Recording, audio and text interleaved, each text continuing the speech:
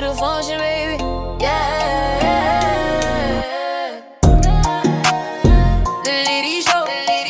This the Litty show. Yeah. The Litty show. This the Litty show. Yeah. It's the Litty show. This the Litty show. Oh yeah. It's the Litty show. This the Litty show. Oh yeah. You know the fucking vibes. My name is Litty Willie, and today I'm at the best barbershop in Dade County, Elite Styles Barbershop. And today I got a Dade County icon, I want to say. I watched this brother build the empire. I've been supporting him since day one. I really bought his merch. Like I went and bought a t-shirt. I didn't say, yo, let me get one for free or none of that bullshit. He's worked with everybody in the game from signed to unsigned, famous, TV, whatever it is. He's hood famous. He's done every celebrity in Dade County. I'm talking about 305 history in the building. What's good, brother? Thank you, man. Appreciate it. It's weird calling you 305 history. It's Cisco. Cisco. Yeah. Short for Francisco, but yeah, Cisco. Francisco. Okay, so but you are the creator of 305 history. Yes. Okay. And you bought two. I think you bought two shirts. Yeah, I bought two shirts. Yeah. So appreciate the love. For sure, bro. For sure. If I can support, I can support. That's what I do. Right. So let's go early. Be very all the way starting. First generation Nicaraguan, born in Cali, moved to Little Havana at 2. Then at 10, you moved to North Miami. Yes. Yeah, damn, I'm surprised you know that. Yeah. Oh, I do. You know that you showed the homework, right? Oh yeah, you definitely did. Yeah, for sure. So first generation Nicaraguan. Talk to me about that first. Let's talk about that part. Well, first generation immigrant, son of immigrant parents, born in Cali, across the border. You know how that goes. Right. And then we have family in Miami. Came down here when I was 2. My brother was born here. Everybody else in my family was born here. So, but yeah, man, we just first generation everything. You know, we're brand new to this. You know, so how important is it to you to now take that heritage, move it forward, and at the same time? Well, man, it's very important, man. It's very important. Because not a lot of people see that. Well, now you're starting to see it in a negative way about the immigrant life. Right. But I try to post positive shit. So it's very important, man, because you need somebody to represent you out there. So. Have you gone back? I did. When I was 10, I lived there when I was 9, I lived there for a year. Okay. I lived there for a year. But I haven't gone back, man. I gotta go back. You gotta go check it out. I did experience it, so Shout out to Javi Dade. Oh yeah, shout out to Javi Dade. Yeah, for sure. That's my guy. Yeah, always repping though Nicaragua heavy. Hard. So yeah, shout out Javi Dade. And he's like a big deal over there. Like they support. I see that. They support him heavy. I see that. That shit made me want to go over there too. Well, you're doing it now, so it's that time to take advantage of it. Nah, for sure. Any memorable moments? I know you were 10, but from living in Little Havana, you remember anything? Anything that sticks out in your brain living there? Calle Ocho, the festival. I remember being there when I was young, and that shit was packed. Though. I don't remember too much, but that's what I remember. Right? There's a lot of ass around. Yeah, oh yeah, from our countries. Nah, for sure. That mainly sticks out. For sure, man. But it ain't the same. I've been to Calle Ocho recently. Oh no. And it's definitely not the same. So it's more touristy now, right? Yeah, for sure. The whole Calle Ocho, the whole street itself, for sure, it's definitely touristy. I was there last month, and it just seemed like Disney World. It didn't seem cultural. It seemed like everything was like set up, and there was tourists. You see like Asian families. Yeah. And when I was living there, there was like crackheads around there. So, right. That's what I'm saying. And it was just more cultural. Yeah, it was. Now it looks like a lot of mom park. and pops, a lot of canditas and shit. Right. So yeah, for sure. Now it's for the tourists. Most definitely. So you grew up in North Miami Beach, then? I would say you're North Miami. That's your North Miami, and North Miami Beach is different, but North Miami. North Miami. Okay, so explain the difference, because I'm from Homestead. So what is the difference?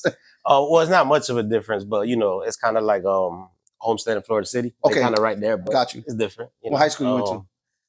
I actually went to a high school, a dropout prevention program for high school. Because I was a good kid, but I skipped a lot.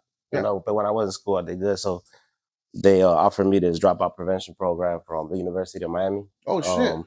It was in Biscayne and 34th Street, and I went there for high school. But if not, I would have went to North Miami Senior, and I went for elementary, middle, everything in North Miami. So you skipped a lot. What were you skipping? What were you doing? What was I doing, man? Doing nothing. To be honest, just doing nothing. You know. Because I did the same thing. I graduated from the adult center. I don't know if you remember that. It's like an alternative for high school. Where was that at?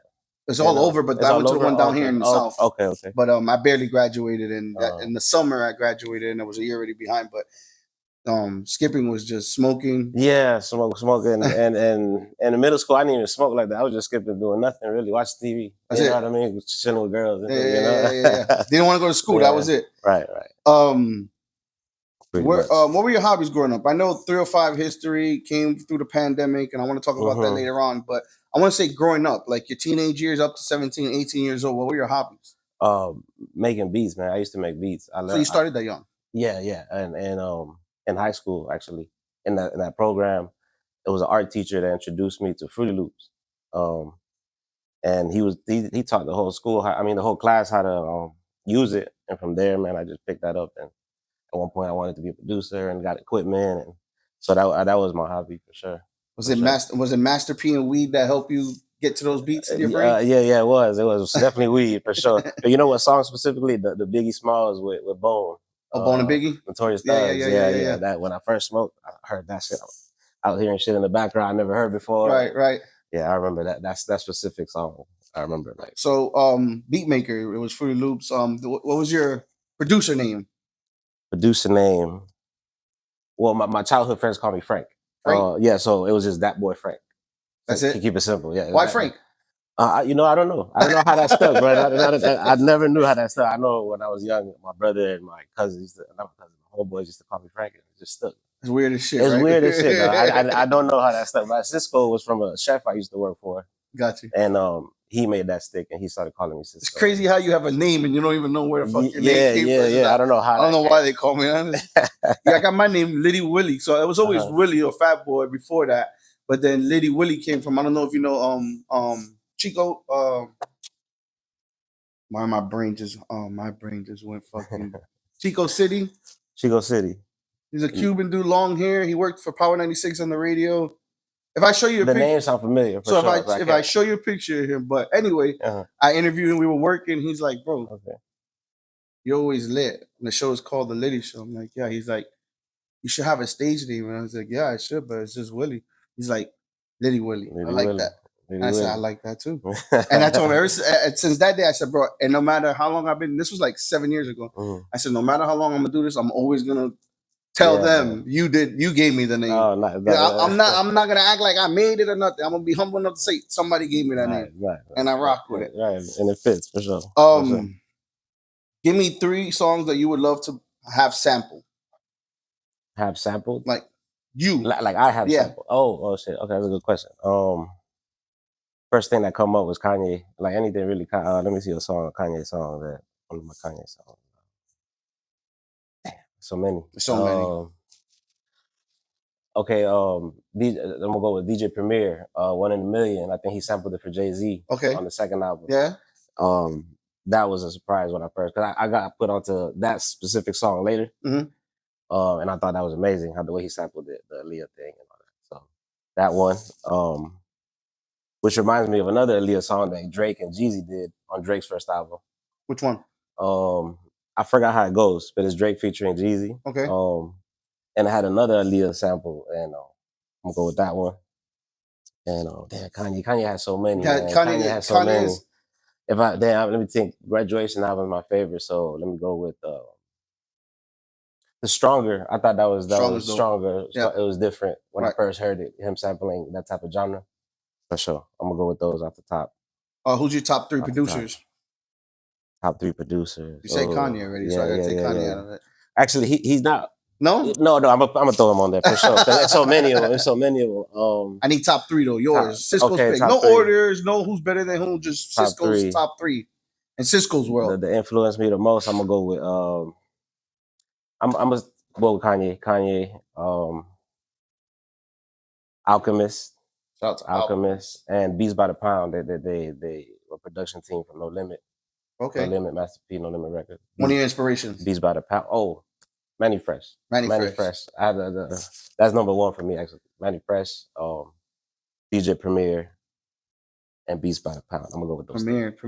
I want to say Premier because that's you got to say Premier, but I want to say like, all right. So if you got to say history, of course, Premier. But my top three is Swiss, Kanye, and A-Rap music.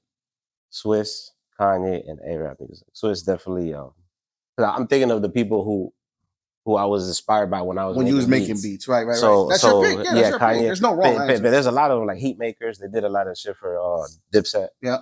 Because they the sampling was heavy around that time. Right. So like I said, Alchemist. Man, there's so many. There's so many. Hardest part of making beats. Hardest part of making beats. Okay, when I make a beat, the bass line. Mm-hmm. The bass line for me is always the hardest. I always try to add a bass line to certain beats, and that. Other than that, I mean, I'm just smoking, chilling, it's flowing, zoning out. Yeah, just zoning out, flowing. Listening to music before I do it, or. But yeah, I don't think it's hard. I just think it's a vibe. But I would say the bass line. And I always had a problem with the bass line for some reason. And your process, is it something like you have to be in the mood for, or is it like you're scheduling doing this type of thing when you were doing it? When I was doing it, I was just always in the mood. Yeah. So it was always after work, before sleep. I was just always in there. On there. Always on there, yeah. Most joyful part of making beats?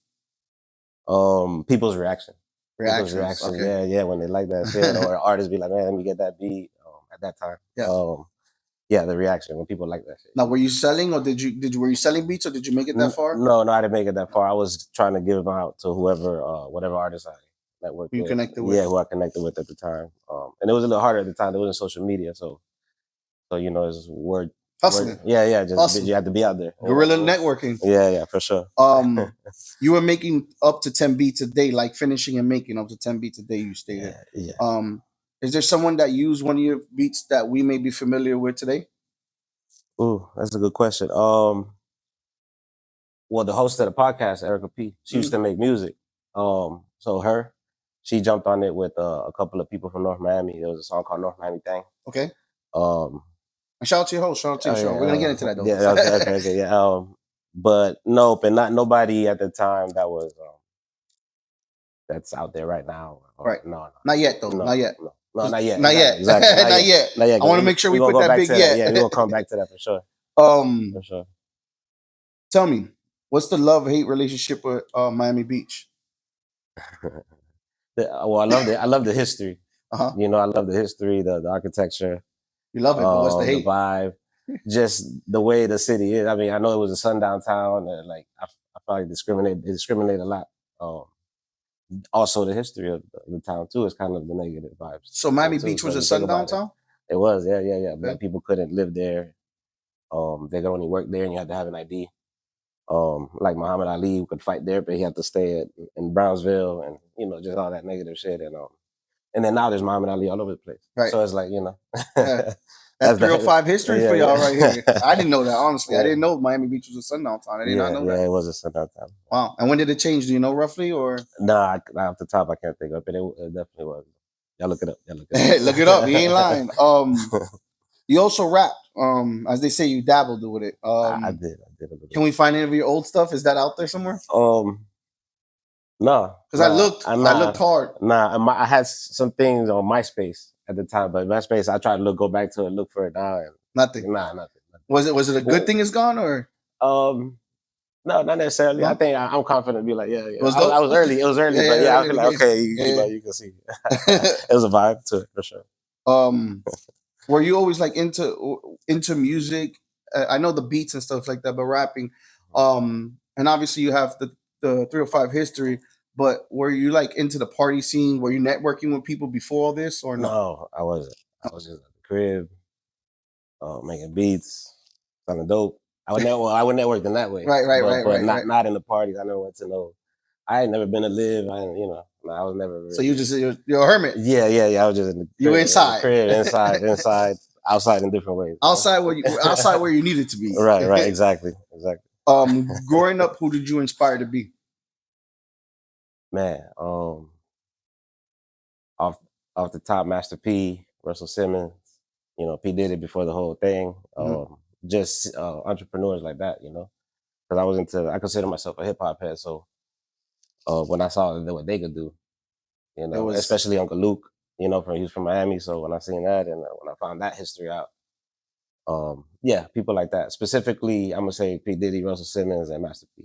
Them three was and on talking about time. You history, was that like one of your, was that one of, since you were a hermit, as we would say, know. were you inside like deep diving and searching and reading online about history in Miami in general, or just Yeah, yes, I was doing that, but I didn't take it. I was doing that for sure. But it didn't pop into my head to right, 305 history concept till the pandemic. right, You right, know, right, right, but right. yes, I was doing that for sure.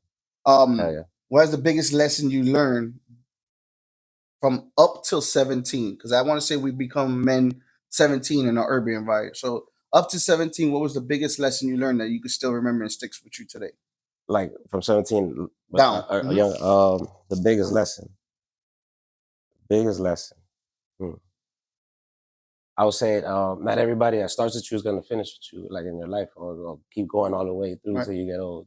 Right. And I peaked that early with some of my homeboys, for sure. Some 'Cause good, some good, some bad. yeah, yeah, some good, some bad.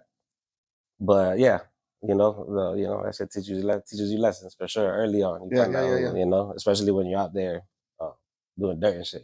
Are you For learning a sure. little bit more now that you're 305 history? I mean, have you had any friends come out of the No, I haven't actually. Surprisingly, no. That's shocking. No, it is. I mean, your face is really not on the page neither, too. Right, So which is that's done intentionally for sure. okay, Yeah, I okay, try to be behind the scenes. That's why I chose producing too. You behind the scenes. right, I don't want right, to be a rapper. right. I could tell, Yeah. like and I watched some of this like things that you're in. And I could tell, like you're introverted. Right. You're very Yeah. introverted, but you're also a good speaker, and you could communicate well. Oh, Like okay. Appreciate you're it. a good person. No, because some introverts don't know how to speak, and sometimes either they come off rude, some of they come off That's true. shy, some That's of them true. come off, and it's not That's that true. they are rude or shy. It's just that they're not used to. Yeah. So I'm saying you're doing a good job at it. Oh, okay. Appreciate it. You're doing a great job at it. That's good because I'm nervous right now. Nah, you good. Nah, you good, bro. It's the Litty show, bro. You can't get nervous. I'm talking about nervous. We're gonna get to shot or not. 3 vibes is Litty Willie, and this season of the Litty show, we are filming at Elite Styles Barbershop. Shout out to my boy Willie, the owner of the shop. If you're looking for a fresh haircut, make sure you go to Instagram, type in Elite Styles Barbershops, holler at one of the barbers. They're gonna get you right.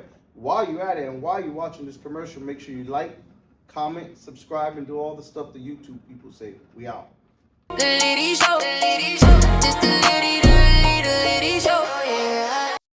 So this is what we call shot or not, Cisco. The game is I'm gonna ask you some questions, and let me say this slow because I always fuck up on it. If Okay. you get the question right, I take the shot. Okay. If you get the question wrong, you take the shot. So since you are 305 history, we are doing shot or not 305 history edition. Okay. So these are gonna be Dade County. Oh, hopefully now it's more pressure. Yeah, it's more pressure, but it's home court advantage. Oh, it is. That's true. It's home That's court true. advantage. That So is true. I'm from Dade County. You You from Dade County. You've been digging deep, though, so you know. All right. So first question. Ready? Oh, got it. What year did Dwayne Wade join the Miami Heat? 2003. Ah, 2003. okay. See. Yes, sir. I drafted in 03. I was gonna say that's one that you should have had right, but I'm like maybe he don't got it right. I don't know. It's me. Right. But that's just the first one, though. That's the first one. That's a warm up. That's a warm up. That's the warm up. Cool. All right. Number 2. How many seasons did Dan Marino play for the Miami Dolphins? Interesting. It's 305 history. Ooh. I'm sure you know it, but it's kind of hard to. I got a number, but I'm not confident in it. I'm not confident. Spit it out, bro. Okay, I'm gonna go with 16 seasons. Close enough, but not right. 17, yeah. bro. I was going back and forth with the. You're going with 17? Back and forth, yeah. You got it. I would say you got it, but you didn't get it. Right. I was close. It was real close. But. Next question. Let me see what we got. All right. Who is the first direct? Who was the first direct artist signed to Def Jam from Miami? From Miami. Yeah. Direct artist. Def Jam. Keyword direct. Direct. Would it be Ross? Ross. Okay. Ross? You got it right. Okay.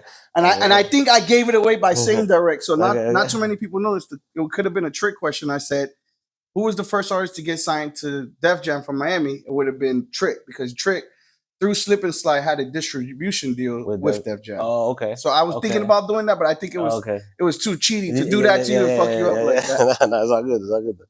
It's all good. Cool. All right.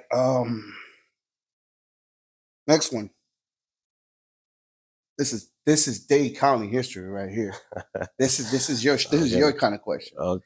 In what year was Miami officially incorporated as a city? I got 2 years. I'm gonna go with 1896. God damn, this motherfucker's Dade County. I was gonna do 97. I was gonna do 97 I did this shit to myself, bro. God damn, you really are 305 history, bro. You're living up to the fucking name. Bet. Shit, I get more right. I deserve a shot. Oh, fuck. No, God. No. All right. Let's see if you got this one.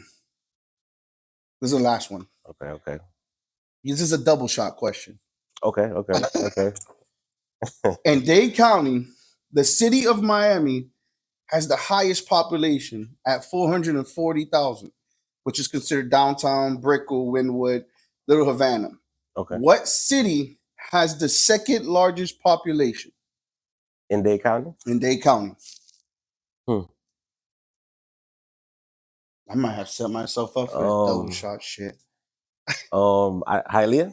God it's Hialeah. Damn, bro. Give him a shot. He says he wants a shot. Yeah, I deserve a shot. Why not? Yes. Why not? So okay. I'm gonna read you the lineup too, because I don't know if too many people know this. How about the Hialeah? Hialeah is the second. Third would be Miami Gardens. So Hialeah is at 223,000 people. Miami Gardens is 111,000. Number 3. Number 4 will be Miami Beach at 82,000. And number 5, Homestead. Oh yeah, 81,000. Yeah. So that's the lineup of biggest cities in Dade County. As far as population. Yes. Okay, as far as population, correct.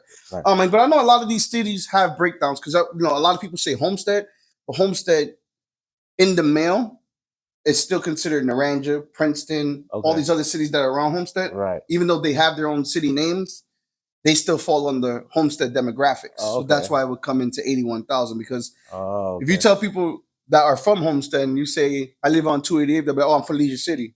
Which is different from Homestead, like technically yes, but technically no. Technically on demographics, no, it's considered Homestead. Gotcha. But you can't tell a bitch from Leisure City you're from Homestead, but I ain't from Homestead. Yeah, you know what I'm saying? That's how North Miami and North Miami Beach is. Got you. It's like right there, like 5 minutes away. That's the demographics of the breakdown. Yeah, like right there. Got you. Real close. So this been shot or not? I think this is the second one in a row that I lost, and I you know what? I was nice to you, bro. I think you was. Because you know what? I was like, you know what? I can't make 305 history fail 305 history, because that's gonna be mad disrespectful. And that's what I worry, because like I said, all the clips that I've seen, all the questions, I got them shit wrong. I didn't want to do music, and I said, you know what? I'm gonna cater to 305 history. Right. So Cheers to you, bro. You won the second one in a row. Oh yeah, second one in a row. Oh, okay. Okay, so we're gonna get into 305 history page. Here's a shot question. Do you remember the first post you have up right now? The very first post on your 305 history page. Very first one. Yeah, it was the founder of Miami, which is Julia Tuttle. Okay, I see. Thank God I said I was gonna take a shot to that shit. You have over 3,000 posts. Like a lot of people don't remember that shit. So the first one. You know your shit, bro. You're on your shit, bro. Appreciate it, man. Appreciate it. I think that's the quiet that's the quietness of you. You really do shit behind the scenes. You ain't just talking. I try, man. I try. What gave you the idea to kick it off, bro? Well, the pandemic. People were online, social media. You had nothing to do. And I came across these sports pages. There's a Kobe page and a Michael Jordan page, and they posted like everything that had to do with those players, like whether it be a commercial, an ad, a highlight, anything. If they were on a TV show, they would post anything. So that gave me the idea of doing it with the city. Like I post commercials, anything I could find. So that's what gave me the idea, and the name came. Well, the inspiration for the name came from those pages too, because the Kobe page was called Mamba History, and the Jordan page was called Jumpman History. Right. So you know, I thought everybody calls Miami 305, so you know, 305 history. 305 You know, history. so that's where it came about. The pandemic, 2020. Yeah. I call anything that was created in the pandemic. We call it the COVID baby. So the 305 Yeah, history is yeah. a COVID A baby COVID baby for sure. because it was For created sure. in the For COVID sure. times. Hell yeah. Did the page have major success, or did it like fast, or did it kick off and then slowly started growing, or Slowly, slowly? slowly. Yeah. I was living in Atlanta at the time. Okay, But I always, you know, stayed in touch on Instagram, on social media in correct. general with Miami. So when I started the page, I just started following people that I used to network with when I was making music. And people like family, just people from Miami in general. And just went from there. They started liking it, following back, little by little. Now, were Started, you you know. consistent? Like, were you consistent? Yes, Yeah. yes. I was definitely more consistent than I am now, but for sure, I was definitely consistent for like the first 2 years, 3 years, I would say. Now, Like just consistently did you posting it. learn how to do it, or was it something that you were just trial and error with? Um, 'Cause you got to trial and know how to error. do. I mean, if you don't know what you're doing, you don't know Know that how to do what? Know how to do what? like posting and getting relevancy on social Oh, media itself, because that's something you have to learn. I was trial and error, trial and error. I just figured because I studied yeah, like I said, I'm a hip hop head, so I Mhm. studied like the Source magazine, Double XL, Got you. Ozone magazine. Got you. So I try to run it like that, you The know. greats.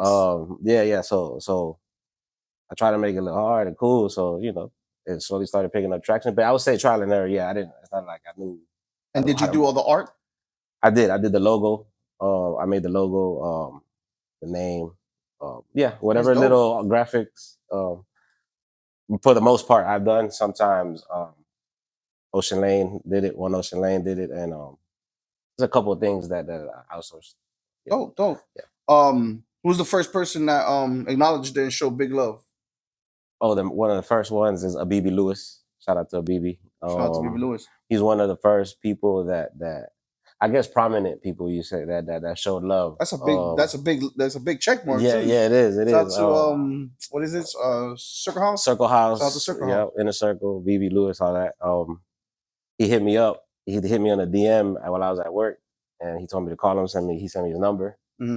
and I called him. He told me, "Man, I see what you're doing. I see the vision. I want to work with you somehow. I don't know how, but see what you're doing, and we're gonna collab when you know sometime in the Right. future."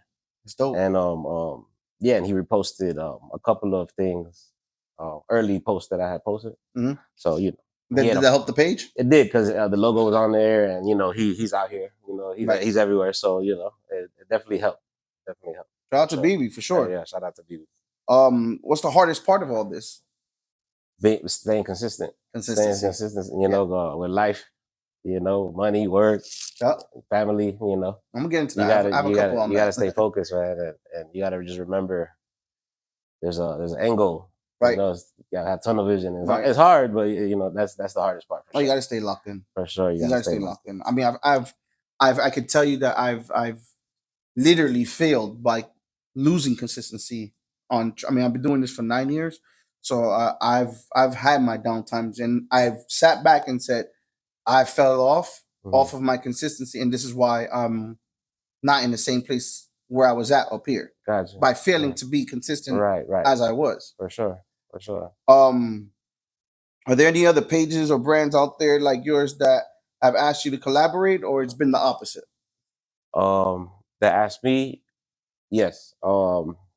Breeze, he runs In the Wind Management. He's JT Money's manager. Okay. He was probably the first collaboration that I did. He threw a networking event, and Dope. we did it together. Him and Matt. Shout out Matt. He had the Come Up Miami podcast. Mhm. Both of them, we all three of us. Breeze put it together. All three of us collaborated on that. Dope. That was probably one of the first looks.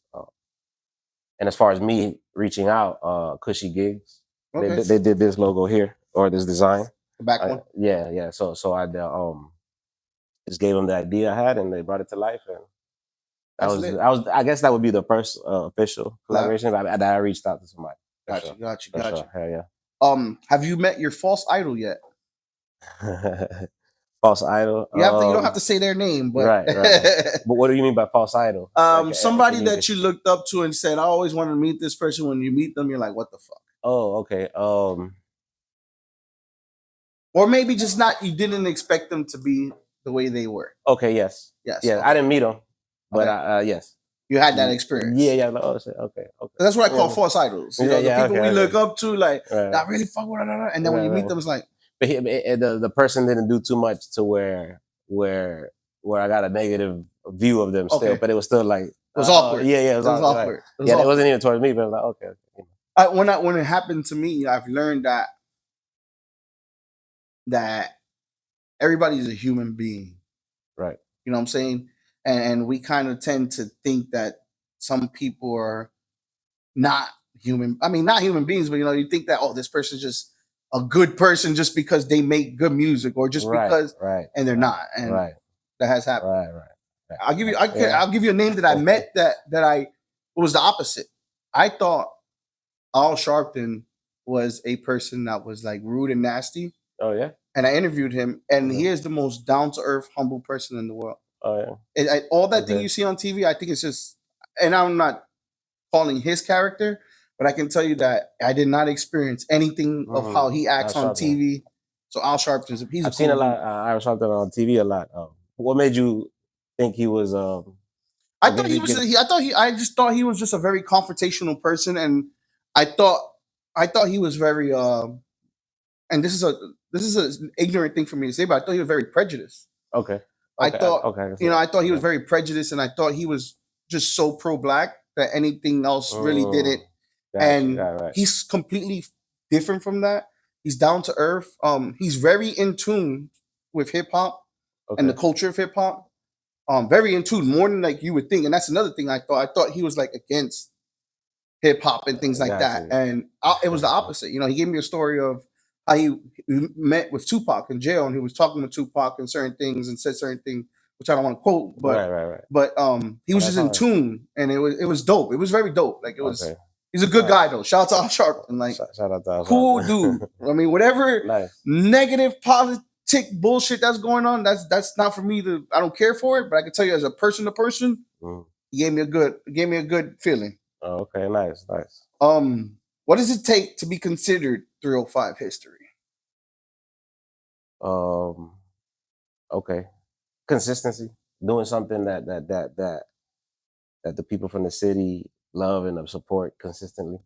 I think eventually, because you guys got a high standard. I'm letting you know it's a good thing, but you guys got a high standard. No. Not anything and everybody could be a 305 history. Right. Just consistency, man. Consistency and something that represents the culture good, and that people support, For Copy. Sure. Yeah. Now we're gonna ask you. We're gonna put you on the spot now, and you need to answer it honestly. Okay. You humble, but you're an introvert, but I know you don't lie neither. So, is the Litty Show considered 305 history, and consider we've been doing this for 9 years? Yes. Okay. Yes. Like I said, consistency, 9 years. Okay. And the guests you've had are 305 history themselves. Right. So. Appreciate it. Sure, I would say yes. Most definitely. I don't got no guns pointing at you. Making you say that. No. Ain't nobody behind the camera or nothing. You good. I didn't put nothing in your drink, bro. You see me crack that seal right there. Right. What's your top 3 favorite 305 historical moments? The first one off top is the D-Wade championship in 06. That one for sure. Interesting. In history, just in general, just all around, history, all around. Yeah. Even if I wasn't there, even if you weren't there, I want your personal top 305 history. Top history moments. Muhammad Ali becoming a champion here in Miami. Okay. Miami Beach, but Miami. Right. That's 2. 2. Third one. 305 history moments. The third one.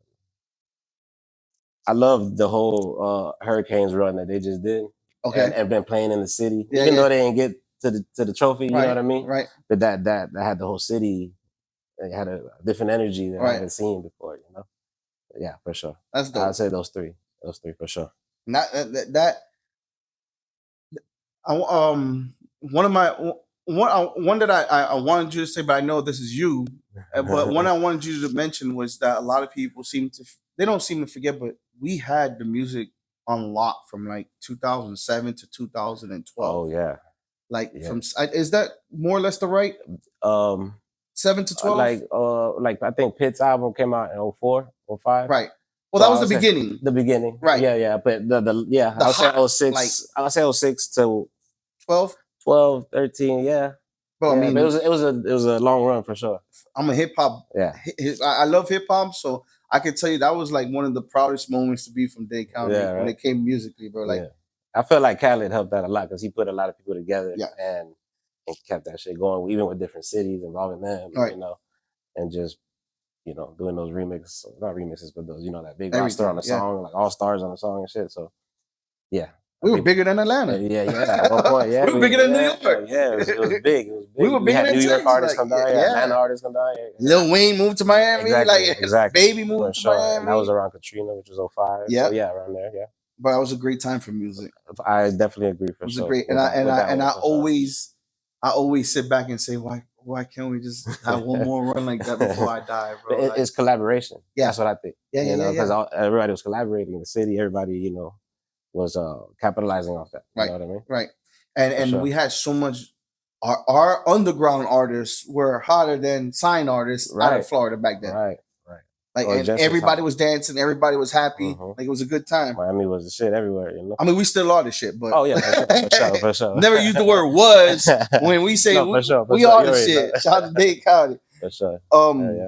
Some people in the past, I'm not mentioning no names, but some people in the past mentioned that down south, like Homestead, Florida City, etc., wasn't considered Dade County. Why do you think a lot of people in Miami feel that way? I don't know. I have heard that before too. Like, that's not Miami. I just feel like it's just far.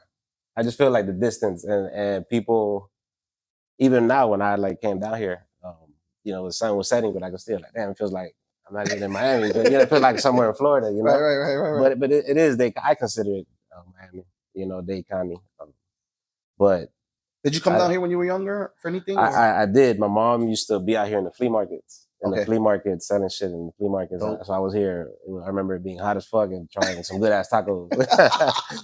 Damn, that's what we known for. Being hot as fuck and tacos and mosquitoes. Yeah, for sure, mosquitoes. Yeah, I was in the whip the whole time waiting for her. Yeah. But yeah, with the old girl for sure. Your 305 history, I want to ask, and if you haven't, I want to ask, do you cover some of the stuff down here in the South? Like Florida City had Gustos. If you're from Florida City, you know about Gustos. The Color Ridge Mall, that was a big thing back then. I've heard of the Color Ridge Mall. I've never been. At the time. Here's a funny one: the Coral Castle. Have you ever heard of Coral Castle? Yeah, I have. Okay, I have. Let me give you the story. We talked about this last time. So everybody from Homestead and Leisure City and the Ranch, all that shit, we don't look at Coral Castle as being anything. We pass it 162 times a day and nothing of it. But people don't know that live here that this shit is a big deal out of Florida. Yeah, it's like it's a mystery and shit, right? No, people come from outside of other countries just to visit this shit. Yeah. Let me tell you how much not known and nobody gives a fuck about this place is. They don't take us on field trips there. They don't.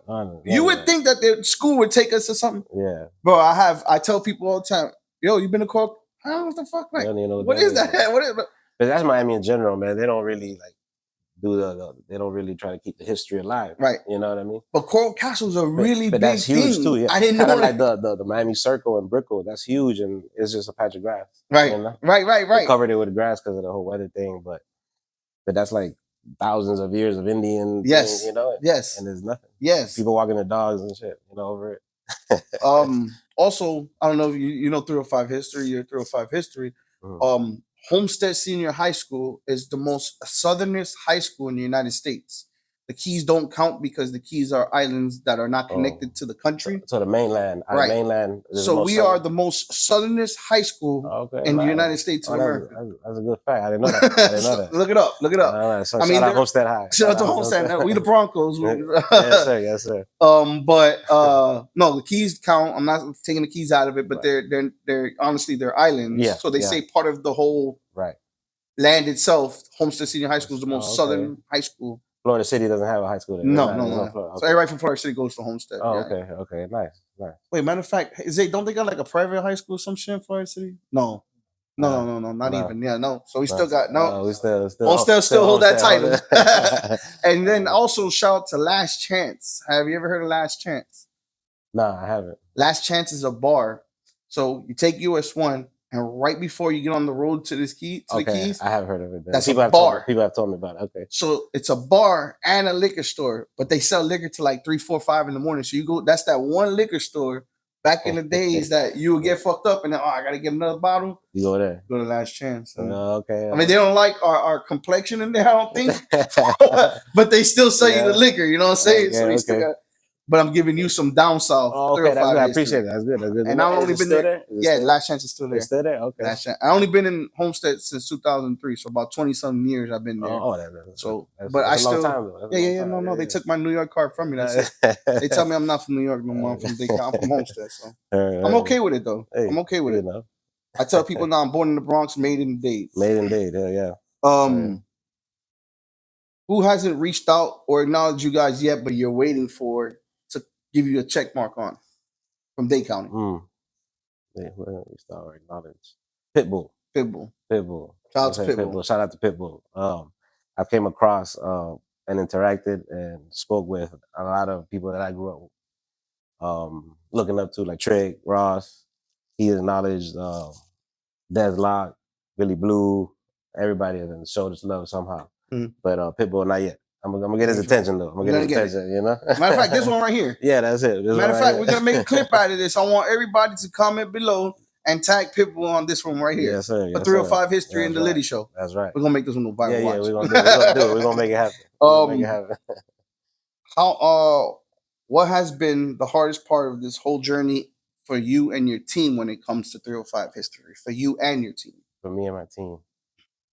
First, shout out to my team, Erica P, Raw Life Media, and Rock Wilder Visuals. The hardest part, just schedule wise, because staying consistent and money, investing time and putting that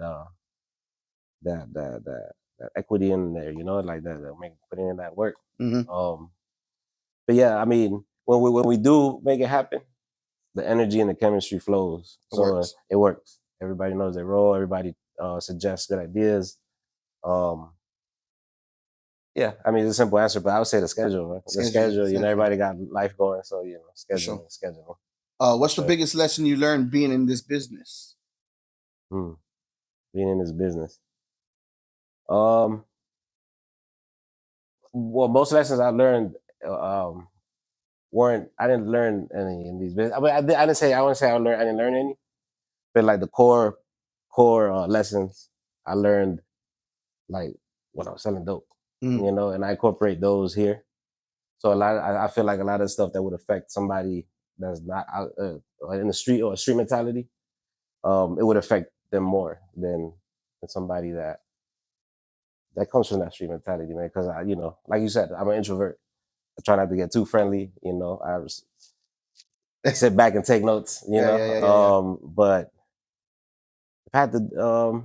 Here, let me ask you a better question then. I'm going to flip it on you. Okay. What's something that you had to unlearn from being in the streets and selling dope to succeed in this business? Oh, that's a better question. Let me ask you that one. To be friendly. I got a network, man. You got a network. Right. You got to put yourself out there. I had to unlearn that. That's hard. Yeah, it's hard. That's hard. Yeah, it's hard. And because, you can't trust anybody out there. So yeah, just approach people. Be social, right? I guess to simplify network. To simplify it, social and network. You 305 History. So shout out to 24hourhiphop.com. I had a manager, Mr. 24 Hour. That's one thing that he taught me when I first started on was he would take me to events when I first started doing podcasting. Okay. And he was like, "Oh, go up to that person, ask them for an interview. Go up to that person, go out." I'm like, I'm not gonna go and ask a motherfucker for an interview. Like, that's corny, you know what I'm saying? Right. And then he's like, "But who do you think you are?" Right. And I'm like, "What do you mean? Who do I think?" I said, "Bro, my show is dope." He's like, "They don't know you. They don't know that." Right. And she says, you got to take that shit of you ain't talking to people or you ain't walking up to another man and asking for another man for something. And a lot of people in Miami don't do that. That's why people don't collaborate. People, hey, I'm friendly. People, Right. So now, bro, I'm the happiest, jolliest motherfucker. Right, I walk right. with Same, anybody in the same. room, And bro. I approach people like it ain't nothing. And even if you tell me no, all right, bro, thank you, appreciate your time, bro. That's right, it. Like, right, exactly. you know how many DMs I shoot to people all day? You want to do this? You want to do that? You want to do this? And right. even if they leave me on red, I ain't taking it personal, you can't bro. take it personal, for sure. You know what I'm saying? For It is sure. what it is.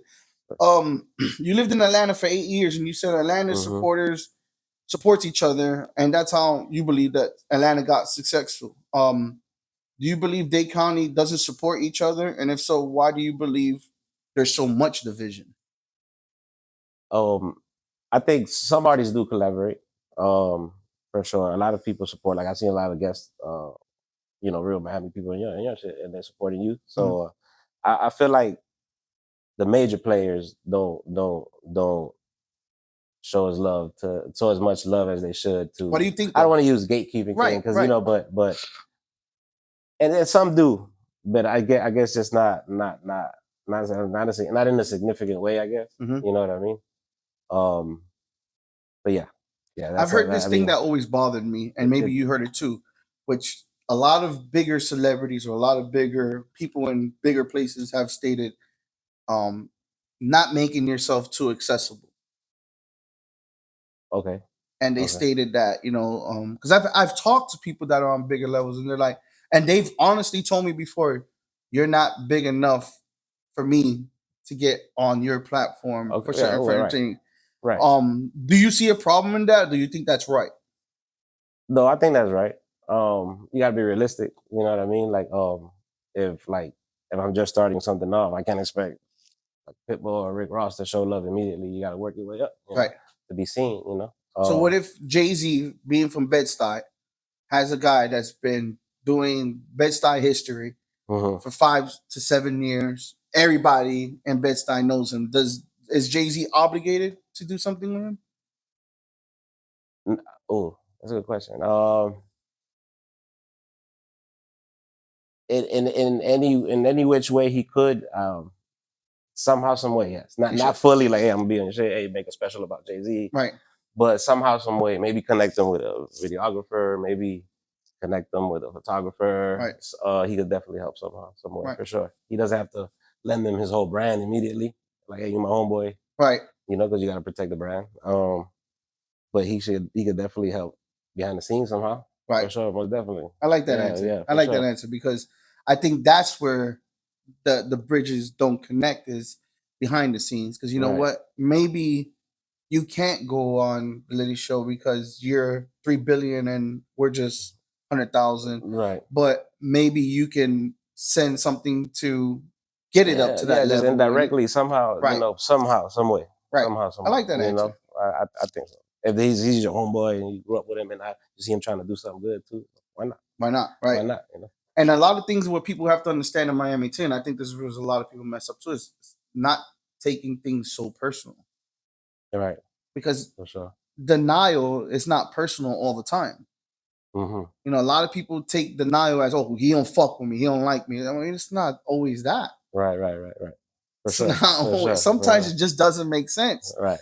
I like to interview people, but I also fund all of this. Imagine if I did it all day, every day, and did it for everybody. Who is helping me? Right.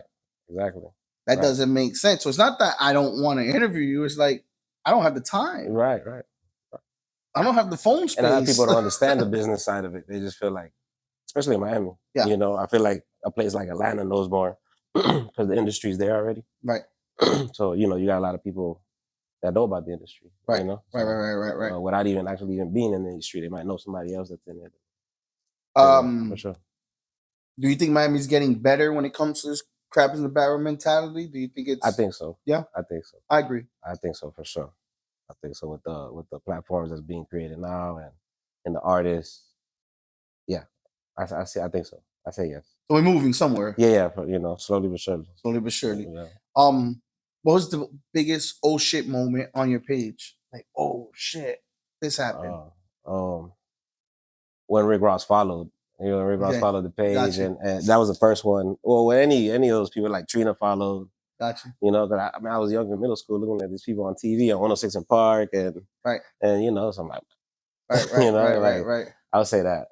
Shout out to Ross. Yeah, yep. Shout out. All right, so Cisco, you watch the show. Every episode we do facts of the week. So facts of the week basically is I take a fact of what's going on in the week and I speak about what's going on in the industry on my show. So today we're doing facts of the week 305 history edition. See, everything's catering to you today. Everything's catering to you in the page. So I got 3 facts. These 3 facts are facts that happened in the week in Dade County. So first one. Shout out to 305 History Podcast. Rick Ross endorses it by saying E-Mix is one of the best producers out there and commented on your page. Yeah, he did. Shout out to Ross. Shout out to 305 History. Yes, he did.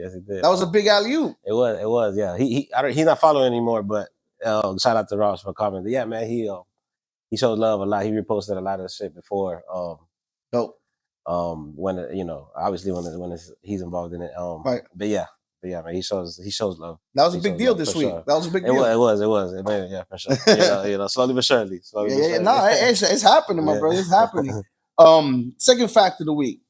Miami Beach promotes healthy, safe, clean spring break propaganda and pushes the agenda where more health drinks like green juices and innocent fun should be introduced into spring break and not so much partying chaos. Now, Fort Lauderdale seems to be taking advantage of this and says straight out, we open. We outside. How do you feel about this? Shit. I mean, Fort Lauderdale used to be back in the day a spring break day before Miami was. A fun fact, that's where the wet t-shirt contest started. In Fort Lauderdale? Oh, shit, I didn't know that. And so it was a big spring break thing. So then we took over for a little bit? Yeah, we took, I guess. And then, killings and shootings. Yeah, all that shit fucked it up, And, but hey, no, I fuck with Fort Lauderdale. Shout out to Broward. Shout out to Broward. Somebody need to make 954 history. Yeah, for sure, man. For sure, man. Would you stamp it if somebody made it? Yeah. If it's a it was a vibe. I mean, if it's good, it can't be corny. Yeah, if it's a vibe, and yeah. I used to live in Hollandale Beach. Okay. And back in the day when I was outside, I used to be in Hollywood all the time. So you traveled a lot. You lived a lot of places. Yeah. Well, I lived in Hollandale Beach, and then I went back to North Miami and then living in Atlanta, and then living in Nicaragua. Yeah. And I mean, you've been around. Been a roller coaster, hell yeah. but I used to be in Broward all the time, doing dirt. And Hollywood specifically, and Hollandale. So shout out to Hollandale, them. Hollywood, hell yeah. Shout out to them. Hell yeah. Is it okay though that Miami Beach is trying to clean up and go with the positive route? Nah, man. Miami Beach, that's what the ratchetness is like Vegas. It reminds me of Vegas. They should actually put a casino in that. But they wouldn't want that. She used to get crazy back in the days. Yeah, now it's just a tourist thing, right? Yeah, for sure. It's definitely tourist. But it used to get crazy. It's definitely safer for families now. Yeah. You know what I mean? You can take the kids there now. But you couldn't take the kids back then. No, but not back then. But yeah, man. I mean, like I said, there's a love and hate relationship between Miami Beach. You still say it. Fact 3 of the week, 305 History Edition. Dolphins cut Tyreek Hill alongside pass rusher Bradley Chubb, offensive lineman James Daniels, and receiver Nick Westbrook. Also, they're thinking and speaking on cutting Tua, as well as a major roster overhaul. These moves were designed to clear a significant salary cap. Are you okay with this? What's going on? How do you feel about the Dolphins? I'm going to be honest. I'm not a football guy, but I support every home team. And I heard they was cleaning house. But I don't know if that's a good or bad thing. I don't watch football enough to know. I know they hired a new head coach. Yeah. I asked my homeboys if that was a good move. He said from what he said he's not that experienced. The new head coach. So. The new head coach. Okay. So I don't know. I just support, man. Win or lose, I support the Dolphins. So I'm a big Dade County fan when it comes to teams, and I'm okay with having shitty teams. You want to know why? Why? The tickets are affordable. Hey, I ain't gonna lie. I told my homeboy that too, man. I could actually go see a Dolphin game. I never been to a Dolphin game. So no, I never been to one. You gotta go check one out, bro. Yeah, I gotta go check one out. I like football, but it's just that stadium is hot as fuck. Like that, and you can't be big because those seats are oh yeah, they're half the size of these chairs. Oh, I bet. So they're like, bro, you're sitting in there, and I'm a big fella, so. But the Martin Stadium, you watch baseball? Yes, I've been to the Martin Stadium. Dope. I like the Martin. I like that the Martins are shitty because we can get good tickets, cheap nice tickets, upfront tickets. I was just telling my lady that too the other day. We went on a family trip, and it was like we paid $150 for 5 of us, No, bullshit. It was 2 extra people because my cousin and his friend came because we had 2 extra tickets. So it's like $180, unlimited hot dogs, no homo, unlimited soda and unlimited Yeah, popcorn. they be hooking, having And some wait, deals out there for sure. and a jersey, Right. Stranger Things Martin's jersey. Yeah, I got a Flanagan's jersey. Shout out. See, I want that one, Yeah, bro. yeah. That's dope. Shout out to Flanagan. And have you been to a Heat game? I have been to a Heat game, And the most tickets are pretty definitely. affordable too. Yeah. Depending on the team they play, but Depending on the team but they it's play. still, So I'm okay with us still being pretty like a decent. shitty team. Yeah. There's always a plus, and you get the draft good too. Right, you get the good picks on drafts. Yeah, So, but once they get that star player, kiss those prices goodbye. Yeah, now, for sure. Yeah. But the Martin Stadium, I think, is the best for me because it got AC. I know. The dome closes, the AC comes on. Yeah, but I feel like baseball should be played outside, because I went to an Atlanta Braves game, and it was outside. It was hot as fuck, but it was right, I mean, I'm from know the Bronx, bro. I got the roof. Yankee Stadium is the most legendary stadium in the I gotta world. go. So. I gotta go there. I've been to New York, but I've been to the Yankee Stadium. Listen, my dad is a Yankee fanatic, but he'll tell you. Like he likes the Martin Stadium. He likes it because just the retractable thing is amazing, bro. Like it is, and the view, you can see the buildings in the background. Oh, it's dope. Nice. It's dope. Shout out to the Marlins.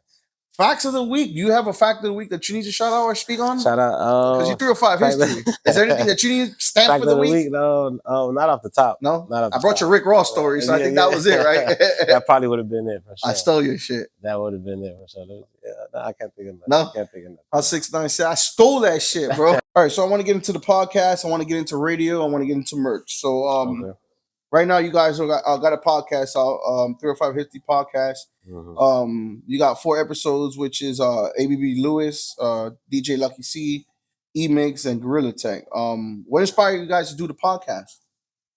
We're just trying to expand the brand, and I see everybody was starting a podcast. You want to get into media, covering events. So just naturally, podcast was just organically we just decided podcast because everybody's doing at that time.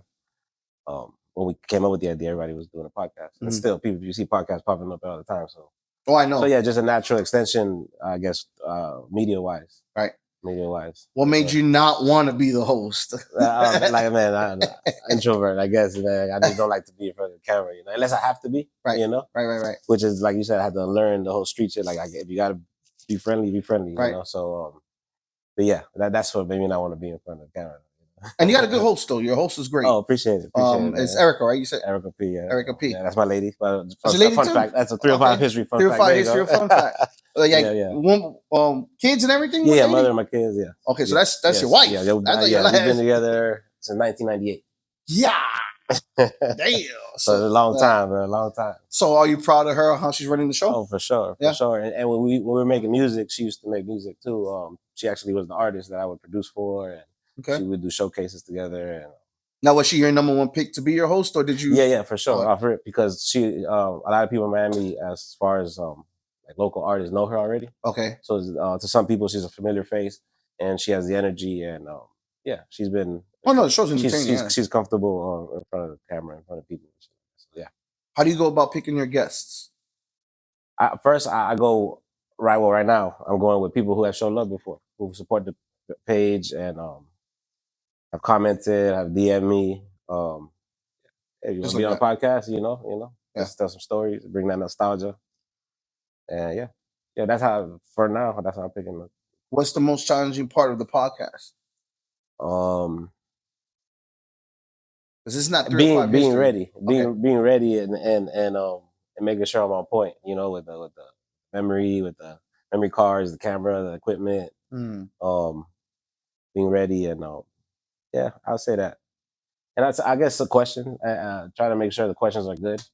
You know what I mean? Making sure they're interesting and fun. I guess. Yeah. What are some of the What are some of your Miami-based podcast picks? I don't even want to put a number on it, but what's your Miami podcast picks?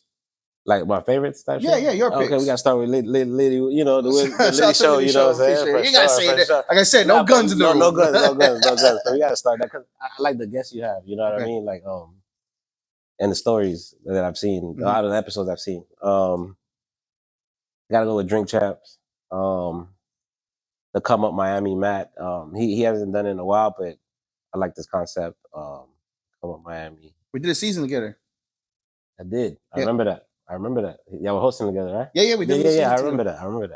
Forgot about that. But yeah, I do remember that. I hadn't networked with him yet at the time though. I didn't even meet him at the time when y'all were doing that. But yeah, I remember that. What else? I'm losing that. I'm blanking out on the one that I've been vibing to lately is the hair podcast, the Shout out Fisher to Hair Air. podcast. Yeah. You be in. You got to get on there. Yeah. You got to get on there. He bro. Again, I like the guests. Their guests are fire. You know. And shout out to the Air, because bro. Yeah. Shout out to Air. He's good. I haven't met him yet, but he's cool people, bro. That will come. He's gonna take all that shy shit out of you. Like, okay. Just like me, bro. You gonna forget it with him. Like, okay. Shout out to him. I'm gonna make sure I plug you in. What else? Him. Or that one. Big Champs. Grumpy OGs. Shout out to Grumpy OGs. They be having some good guests. Shout out to Skeet Black. I always forget his podcast name. Skeet, I am sorry, but I watch your podcast. I repost your shit. Skeet's from down here too. And he had some good guests on. He had Trick too. He had a couple people on there. But Skeet's doing it. He's holding the podcast game down for the South too. So shout out to Skeet. Okay. Bro, my bad. I am forgetting your podcast name, but I know who you are. But that's a good one too. Shout out to him. Okay. Check him out. There's a couple I'm forgetting. That are cool that is out there that I'm definitely rocking with, checking out their shit for sure. Hell yeah. What goes into the podcast once you find your guests? Preparation, man. Doing research like you did. I mean, for sure, the research. Is the whole team doing it, or is it just you? Me and the host. You and the host, Erica P. Yeah, and no, sometimes they also suggest questions and stuff like that. Like, yeah, they help out. But as far as research, it's mainly me and the host. But yeah, after we find the guests, just do as much research as we can. Yeah. Are there any bloopers that you cut out a lot, or editing, or anything like that? For one episode, the Lucky C. Yeah. The Lucky C one. A lot of stuff you cut out? Well, we the episode we had finished with filming, and we stood there just talking shit, you know, and he had said some shit that then we could add that for behind the scenes bloopers. It was a lot of interesting shit we were talking about, and we started recording. Eventually, I told my homeboy, hey, you know, we'll start recording, so we have some of that footage, but that's the only episode where there was a lot of bloopers, I guess you could say. Talk unless you got a camera rolling. That's why when we were talking with the camera, I was like, yo, we're gonna wait for the show for that. Okay, yeah, for sure. Always have like a backup. Yeah. Just like a little, like, even if you get an extra phone, just put it to record. Right. And there was a lot of shout out to True on TV, shout out to my boy Top. He came and did BTS, but he had a camera up just randomly recording. And you know, you gotta have a good judge of character when you have somebody doing that, because obviously there's some shit that maybe you don't want to put out there as well. Right. So you just don't want to put a random person that's doing that neither. Oh, yeah, somebody that you trust, somebody that's either on the team or somebody that you know well. But definitely get a camera running out there. Something. Yeah. I have a videographer that comes. He tries to get behind the scenes footage. So good. So he gets a lot of behind the scenes. Good. But that Lucky C episode specifically, has some good stuff. Yeah, a lot of it was like 20-30 minutes after. Shout out to Lucky C. He supports a lot. For sure, he supports Dade County. For sure. He supports. I always see him. I see him post you guys a lot too. But I came from the live era. So when I first started doing my show, I did 52 episodes straight. I did every Friday, 52 weeks. Every Friday I shot an episode. But I came from the live era. When I did my show on Instagram Live and Facebook Live. So there was no editing. There was no. It was just raw cut. So that's how I learned how to like get the most out of something, but also understand that you can't go too far with shit. You know what I'm saying? You can, man. But it was a good time. Nice. So you a vet out here? You a vet? 9 years, bro. I used to not want to brag, but I'm at a point where I do brag a little bit now. I'm wearing my. You know, I'm wearing my sergeant stripes. Like, it's been 9 years, so I've been doing this. This is some things I could teach people. Yeah. Some things I'm still learning. Definitely. But there's a lot of things I could teach people. You learn every day, for sure. What's your goal when it comes to the podcast? Your end goal, excuse me. Just people, man. I want it to be like big, man. I just want people to come away with stories that they never heard. Feel that nostalgia. Feel that nostalgia, kind of like how the page does. You know, when you see an old picture or an old commercial, when you hear a story of back in the days, like Emix, for example, he told us on the podcast that he used to go to Marlins games with his grandma all the time. And they were cheap, so they would be there just almost every game.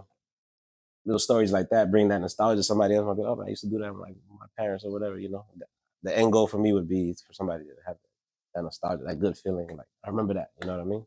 I want to help you with that For sure. because I'm not a gatekeeper. I'm gonna let you know right now. I want to see everybody winning it, and anything I could teach you and you can run with, and anybody in podcast I'm gonna teach them to run with. I didn't do this with you, but one way you can work with that is I'm gonna give you a secret on what I do, and if you're watching, y'all can steal this. I'm letting y'all steal it. I don't care. I want y'all to make it. I want everybody to make it. Because when y'all make it, I'm still gonna say I taught him that. But what I do is when I shoot people, 9 out of 10 times when I say, "Oh, I'm gonna interview you," the first thing I look for is your Facebook. Okay. Because a lot of people put personal shit on Facebook. For sure. So I ask people that. Second thing I do is I look for your family. Because a lot of people, Facebook. A lot of people think I work with the feds. I don't work with the feds. I'm not a cop. I'm not this. And what I do is I send messages to your family. Oh, okay. And I'm like, hey, I'm interviewing blah blah blah. I'm a podcaster, and I send them my videos and everything. I'm a podcaster. Right. Don't be freaked out. Is there any stories you could tell me or something that Cisco used to like when he was a kid? What's one of Cisco's most embarrassing moments or something like that? Right. So when I bring that shit up, you're looking at me like, yeah. You know it reminds me of Nardwuar. I don't know if you heard Nardwuar. Yeah. Nardwuar's one of my idols. That's why that was good, man. Tafia accused me of working with the feds. Oh yeah. I think I seen that. I seen that one actually. He was joking like, how the fuck you like? So there's a lot of shit, but it's honestly because you got to do your homework as a journalist. Yeah, but you got to dig deep. But send friend requests and write to the family and friends. Okay. Like find stuff like that. I like the Facebook thing. You do it through Facebook. So you said I think Facebook. Or what I also do is like, I mean, the best thing to do is find out somebody's full name. Once you find out their full name, the internet gives you everything about them. That's true, yeah. Everything, bro. And then you find out who's their family. So if I find out, okay, Francisco de la Vega, and then I look up Francisco de la Vega, and I find out, okay, you got a brother named Tito de la Vega. Okay, all right, Tito on Facebook. Oh, I see Tito. I got a picture. Oh, I see. So now I know for a fact that's his brother. Yo, Tito, how you doing? My name is. You digging deep. You got to, bro. That's what a real journalist does. For sure. That's what's gonna separate. That's what separates us from the Litty Show. And hey, what's your favorite color? Yeah. For sure. Who would you listen to? I can tell just by the questions you're asking me that you do that. You know. Yeah. No. I like to give. So my goal is, and I'm like I said, I'm trying to give you how we do. My goal is to make sure that the people that don't know you, the first time they're getting in hearing your story, can relate to you and say, I fuck with this guy. I want to follow his page. Right. And the people that do know you see the side of you that they never seen before. Damn, I never seen Cisco talk like this, smile like this, and engage like that. That's my goal. You know? Nice. But it's aimed to make you look better. Right, for sure. What's some of the guests that you have lined up that you can tell us, or who's some of the guests that you really want to work with? I want to hear an exclusive. Give me an exclusive. I deserve an exclusive. Exclusive, like guest? Yeah, I deserve that. Okay. Or you can tell me after. Okay. Well, so far we have three recorded on deck. You got 4 right now. Well, 3 aside from the. You got 3. Okay, got you. So one of those, Billy Blue. Oh, shout out to Billy Blue. Humble dude. Yeah, for sure. Real humble. Real humble. As a matter of fact, you know how you said the opposite of the. What you expected? Yeah. I thought you were gonna be some street, you know. Cool dude, man. Cool as fuck. Funny as hell. Funny as hell. Real funny. I want to see that one. I'm excited. But and who I want to work with, man, all the legends. You know, Deslock, obviously Rick Ross, Pitbull, Trina, Trick. Have you reached out to Deslock? I have, and he said he's down. Okay. We just got to set it up. He said he's down. I reached out to Larry Dog too. He said he's down too. We just schedule wise, you know. But I would say the legends: Uncle Luke, Trick, Ross, Trina, JT. He's down too. You guys work with him, Yeah. I funded his listening party or sponsored his listening party for his latest album. A couple years, I think it was last year or a year ago. 2 years. We've been chasing each other back and forth. Well, he hasn't been chasing me as much as I've been chasing him, but we've been trying to work that interview for forever. And he's busy and it's just timing. But there's a lot of people I want to work with, man. A lot of people. That's dope. Yeah, for sure. All the legends. Man, you got to jump on there too, Whenever you're ready, just call me. Just call me. You got my number. We'll set it up. Yeah, you got my number for sure. My book is open for you anytime. I'm saying it on camera. Heard. Yeah, I heard that. How much history they have to make it on the podcast, and do you have to be from Miami to be on the 305 History podcast? See, we were going back and forth, me and my team, with that. Mhm. No, well, like from Miami, like another state, because we consider like Broward family, so anybody from Broward, Palm Beach, could be on it. So you consider Broward on the circle? Yeah, yeah, hell yeah. So we're gonna call it Florida history, South Florida history. South Florida history, right. Yeah, but shout out to Orlando and all them too, yeah, because they doing it for sure. Hell yeah. Jacksonville. But I guess no, I would say no. I'm gonna say no. You don't have to be on it.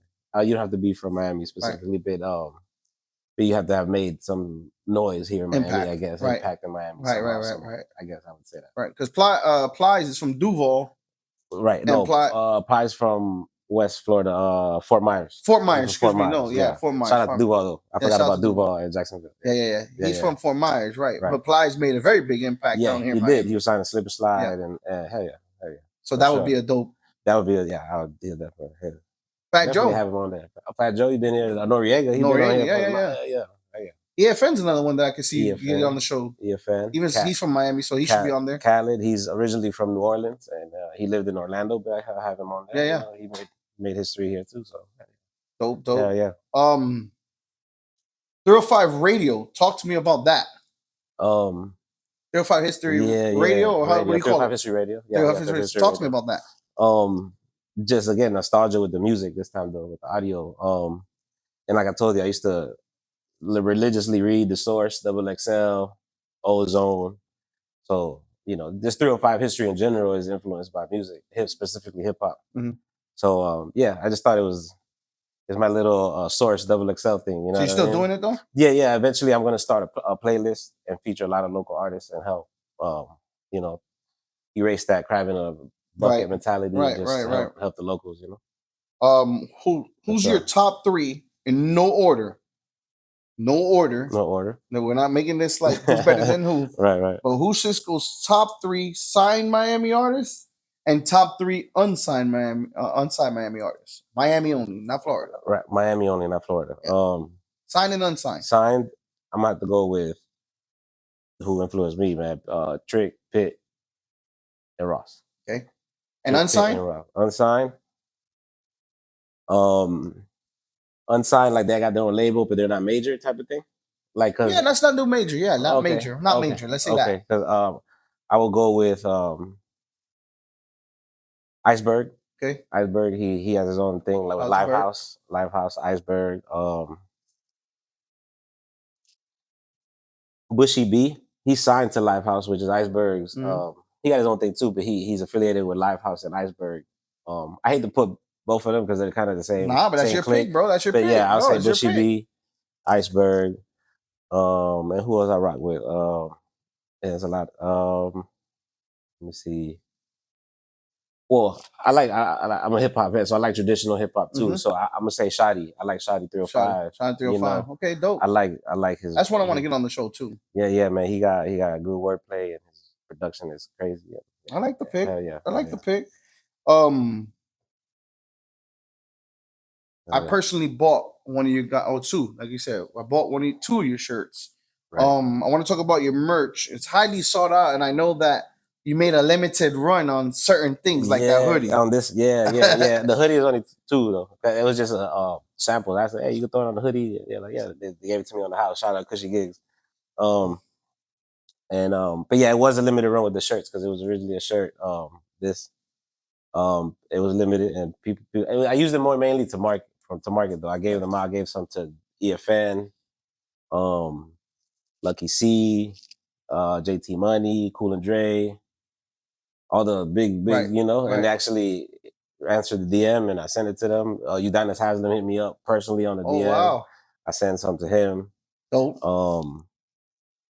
Yeah. So we got more merch coming out or are we working on things? What's up? I like not designs, but maybe in like another run. Another of the- run, Yeah, okay. yeah. Because you know, we're not a t-shirt company, but we like to have merch. You know, you gotta Right. have merch. So, Right. So we want to do another run of this design I need that one. with, I don't know if it's hoodies or shirts, but everybody's asking me for the hoodie. So Right. And it's crazy how we live in Miami. I and know. everybody- And everybody wants a hoodie, but Right. yeah. I need So, one. Yeah, I got you. I need one, bro. I got you, I'll pay man. for it. Like I No, said, got you know I'm you. gonna pay for it if I gotta pay for it, but I need one. I'm a I support. got you. You're on the list. I got you. Huh? I said you're on the list. I got you. You're on camera. I got you. Remember that shit. So Cisco, you made it to the end, bro. You won fucking shot or not. You know, I'm in the Hall of 305 Fame. history. We catered to you, the 305 history. Appreciate it, man. Appreciate it. We're in our closing statement, we're in our closing end. So I got a couple questions. They're gonna get a little bit personal. Okay. But it's the closing part. So I want to ask you a couple things. Number one Okay. is how hard is it to balance work, family, and this media life all at once? It's hard. I'm sure you know that. Yeah. I'm sure you know it's hard, bro. But you gotta stay focused, bro. You gotta stay focused. You gotta remember your goal. That's what gets you back on track. You know, because your mind will have you all over the place, thinking you ain't doing shit, but you really was on track. You just gotta get back on it. You know. Right.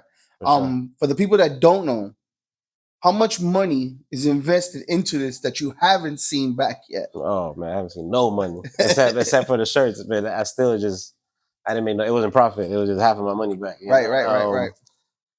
It's a lot of money invested.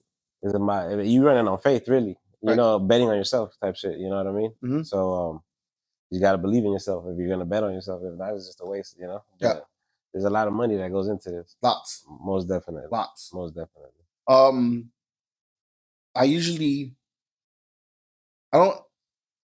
don't like to bring this up, but I bring it up and I ask. Musically, besides collaborations, we talked about it. What's going on with Dade right now? Besides collaborations. Musically, what's going on with Dade? I think it's in a healthy space. Mm-hmm. Music. Because I mean, there's a lot of people doing their thing. You know what I mean? Just independently, like segregated, just kind of like the city. It reflects the city, the music, and the vibe. You know, the landscape. Right. So I think it's in a good space. It's just people got to unlearn the street shit and get friendly and collaborate and be comfortable doing that. You know what I mean? That's the most important thing, man. So we get back to 06, 07, you know? One person brought up one thing that stuck out to my brain always much, and I want to see if you agree with it, was, and I think it's true, but I also think that it's one of the reasons why makes us so great, which is he stated Miami doesn't have a signature sound anymore. Like there's not one staple or signature sound coming from Miami. Right. Which I do agree with, but at the same time, I feel like that's a good thing. It is a good thing. It can be a good thing. But do you think that's also a problem for us as well? I don't think it's a problem. I don't think it's a problem. But if I had to pick an artist that has the Miami sound, I would say Deslock. Yeah. Like off rip. Like to me, he's the Miami. You know, him juking is the Miami. Is Miami. You know, but you know, a lot of people is an acquired taste for people who are not from Miami. Mm-hmm. So yet they use it a lot. They do. It's influenced, inspired by a lot. Most definitely. Grimo's "I'm So High" was kind of like the biggest, made the loudest noise or biggest impact, and it still wasn't. But it was enough for Kid Cudi to remix it. You know, and still not give the credit. Right. I'm gonna say that on camera. Right. Yeah, exactly. So even though he wants to cry about Jim Jones saying that, you know, this, that, I gave you the credit. Right, but you for want, Day and Night, right? Yeah. You mad that Jim Jones said that he made Day and Night hot in New York? That's a good point. But you not mad, or you not saying, "Oh, shout out to this guy that gave me a hot track." I didn't think about that. That's true. Right or wrong? That's true. There's irony in there. You know? I'm not saying I'm not trying to say nothing bad because I'm against beef and all that, but I'm just pointing the facts out. Yeah, it's facts for sure. You know that's what I'm saying? True. I didn't think about that. And shout out to Chaos. You can get Chaos on your show too. Chaos will do it. Chaos will get on the pod. Okay, I got you. Who would you like to big up in Miami and say, yo, salute to you, bro, for putting on for our city right now? So we got all our vets, but who could you say is putting on for our city right now that you would like to do? Musically? Anything. I would say musically, but just anything in general. Musically, I'd say Bushy B because he had the song that went viral. Shout out to it was Bushy an old, I think 2017 song. Mm-hmm. that. So he's out there. I see he's going to New York. He's out there in these bigger platforms. Right. So definitely him, and he also has a unique sound to Miami as well. Now that I think about it, so him, as far as musically and just for culture in general, there's a page, Don Shula. I don't know if you're familiar. He's the Yeah. graffiti Uh-huh. crook. He's from Crook and Yeah. Chrome Yeah. graffiti. I love his page. That boy be putting on for the city basketball, graffiti, Everything. everything. So I feel like he's one of my favorite Miami One of the pages. Connect ones. For sure. For sure. Shout out to him. That he's definitely putting on for sure. I want to ask you about the streamers and because if you're starting to go to Brickell and stuff like that, Brickell's turning into the new California where you see a lot of celebrities, specifically streamers, Yeah. but people that are coming to our city and they're streaming, they're making money, they're doing this. How do you feel about them coming to do all that? But I haven't seen people from Miami collabing with them. Are you like, is that a problem?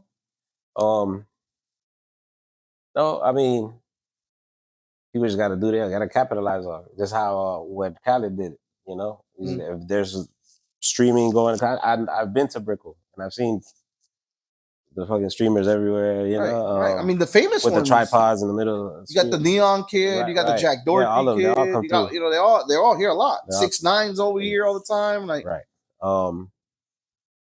No, I mean, I don't think it's a problem. No, I don't see it as a problem. Not as much as music. Got you. Not as much as music. You know. Got you. So if you're coming down here making music, you should be tapping in. I think so. I think so. Showing love, collaborating. You know what I mean? Got you. But streamer, I don't think it's a problem. No, no, I don't. Because the streamers are bigger than the rappers right now. I know. I see that media. The shit streamers are bigger than the rappers. They are. The rappers are going on the stream. Right. With them. Right. But I don't see it a problem. Got you. Okay. If you could feature, and when I say feature, I'm saying now with the podcast because that's your features right now. Okay. If you could feature or do a podcast with anybody from Florida, who would they be right now? Like you had no salary cap, no nothing. They have Florida. From Florida. Not Florida. Miami, Florida. Florida. Okay. I'm gonna leave because I'm gonna leave all the obvious ones to the side, like Rick Ross, right? From Florida. They don't have to be rappers neither. Right. I'm gonna go with Lil Duval. Lil Duval. He was just on Drink Champs. He was on Drink Champs. Yeah. Shout out. Dope interview. Shout out to Drink Champs. Yeah, Lil Duval. I fuck with Lil Duval. I've been fucking with Duval since he was on Comic View way back in the day. Forever. You know, forever. And yeah. So I say Duval. Okay. I like Duval. I like Lil Duval. If you could do a feature or now, like I said, podcast, one dead, one alive, no salary cap, no rap. It could be hip hop, it could be country, it could be activist, it could be president, whoever. Okay. Podcast with one dead, one alive. Who would they be? One dead, one alive. Anybody. Dead. I would have to go with DJ Uncle Al. You know, because he's a legend and he was been around. And at my childhood, he was around, and all the house parties, all his music was around. Got you. So I would do with DJ Uncle Al. He's from Miami, and I would love to hear his stories for sure. Okay. Alive, not from Miami, any industry. Anything. Live, not from Miami, any industry. Master P. Master P. Master P. I see you like Master P a lot. That was one of your man. I was a No Limit Soldier, man. Percy Miller. He played for Toronto Raptors. I didn't know. Yeah, he did. He did. I think it was preseason games. I think it was not 3 or 5 history, but hip hop history. Yeah, for sure. Master P. Yeah, Master P. Master P. I will go with Master P. I like it. Hell yeah. Who would you like to see next on the Litty Show? You personally, who you think could fit this vibe, fit this show, fit this? Oh, good question. Who will be a Cisco pick? That's a good question. I know you already interviewed DFN. I saw that episode. Yeah. Twice. That was the first time I saw you talk about the liver thing. So you know about that. Yeah. I see. I knew you would do your homework, so I was like, nah, he knows this already. Yeah. It's funny though, right? Yeah, it is. I would have said DFN. From Miami or just anybody in general? Let's stay 3 or 5 history. 3 or 5. Let's say 3 or 5 history. 3 or 5. Somebody from Miami. That's a good question. Let me think of an artist. They don't even have to be rappers neither. They could be R&B singers. They could be influencers. They could be anything. Okay. Miami, just Miami. Just Miami in general. I'd like to see Super Cindy.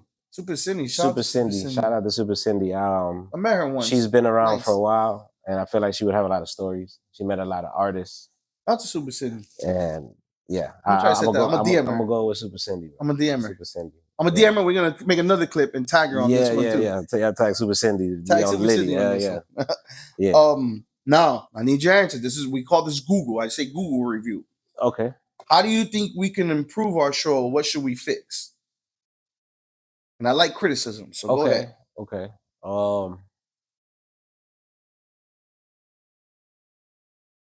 I see. I'm new to this. Okay. So I'm actually learning from you and but as a podcasts. viewer, what would you like to see? Let's say now as a podcaster. Okay. I mean, it's okay if you say nothing. I mean, I can be good. Yeah. That'd be a good. That'd be a good answer. Yeah. The only thing I can think of is certain guests. You know, certain guests. Gotcha. As far as everything else, the vibe is good. Appreciate you. Yeah. It's a fun show, most definitely. The questions are interesting. Hell yeah. All right. Yeah. All right. I haven't had nobody see nothing negative yet. And listen, I'm not a tough guy, and there's no guns in this room. No. No. But it's a vibe every time you post it for sure. Hell yeah. What's the hardest thing you had to forgive yourself for? Hardest thing I had to forgive myself for. Mm-hmm. Ooh, that's a good question. Hardest thing I had to forgive myself. Okay. Not keeping on making beats. Not doing that. Because I would have. I probably would have been out there right now. You know what I mean? But I would say that. But yeah. It's funny how God aligns things. Because my next question was going to be, I'll say that. Once you get to a certain level with this 305 history, would you capitalize off your success and start getting back into beats and trying to collaborate with different people? Yes, for sure. I was just talking to my my homeboy videographer just yesterday about it, man, because he used to make music too. Okay. My whole team with the podcast used to make music.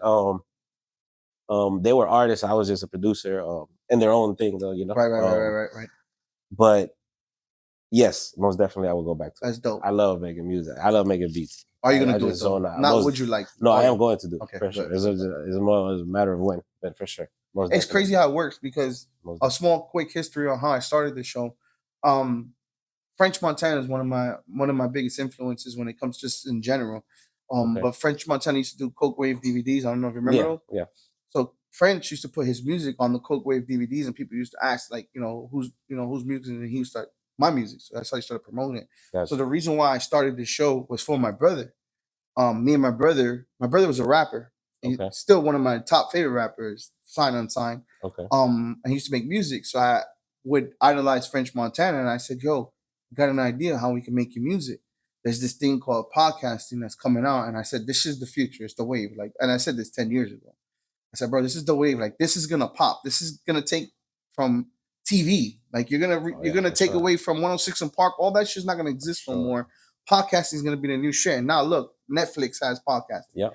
So I said, what we could do is we can start a show. Because people fuck with us in Homestead. We've known from high school. Everybody knows us. And I said, bro, let's just go live. We'll have you freestyle at the end, and we will play your music and interludes. And I said, we could promote your music like that. And I said, once we get to Miami, people start hearing the music in Miami, blah, blah, blah, whatever. And it worked. The first year, the first time we ever went live, and this was 9.5 years ago, the first live we ever went, we had 110 people. Now, that doesn't sound like a lot, but 10 years ago on live? Yeah, if anybody started off 110 is pretty good. 110 people watching it. So I was like, bro, this shit is going to work. Yeah. But my brother lacks this thing that calls consistency. My brother is a guy that just wants fast results for everything. Yeah. And if it doesn't work, he forgets it.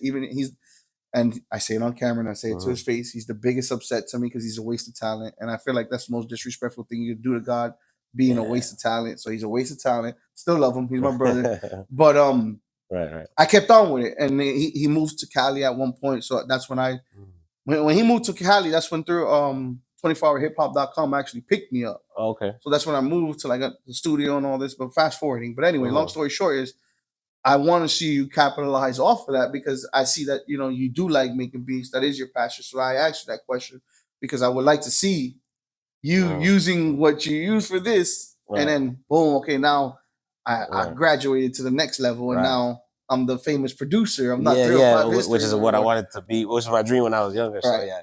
My one, because I work in the culinary field, and one of my chefs always told me that there's different ways to the finish line. Yes. So that I keep that in my head with this podcast. Like, man, I'm gonna get back to the music, and this is one of my ways to the finish line. Get in there, right.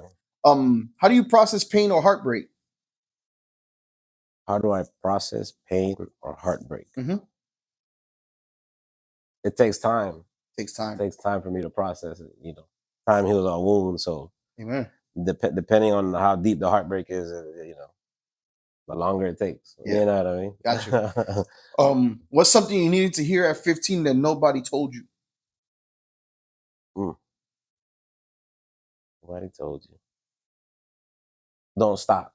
Keep going. Keep going. Stay consistent. Keep going. What part of your younger self do you wish you could apologize to?